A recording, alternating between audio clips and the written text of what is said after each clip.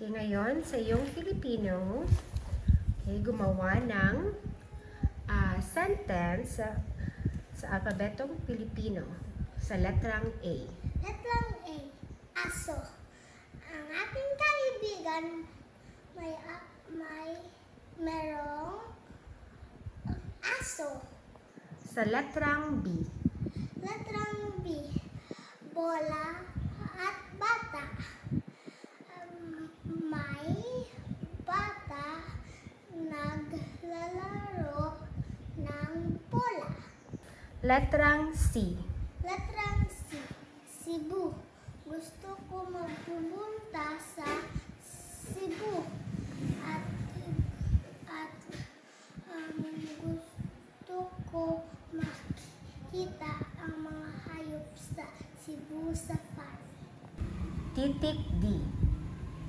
Titik T, daga. Merong daga sa aming bahay. Letrang E or titik E. Letrang E, aeroplano. Nagsakay kami sa aeroplano pupunta sa Singapore.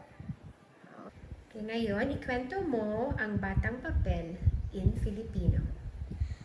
Isa kadlaw may arak ang batang papel. Ngalan si Nemo.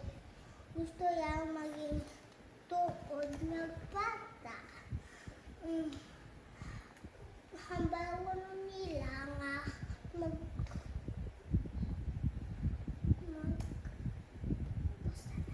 wish. So, you wish nila. Wish si Nemo sa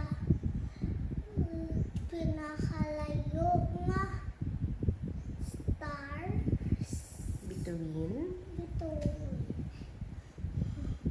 Nag-uisa ka night. Gabi. Isang gabi, si Nemo nag-wish sa isang kalayo nga star na Malayong. bituin. Hambaya nga gusto niya maging tuod na bata. Dayon, nagtuod na siya nga bata. Kag nagtuod siya nga tatay nga Naging wala. totoo. Nga bata nga wala. Kaya tatay nagtuod kag may kapatid. Dayon niya tatay wala trabaho. Dayon hambal siyang Sabi niya. sabi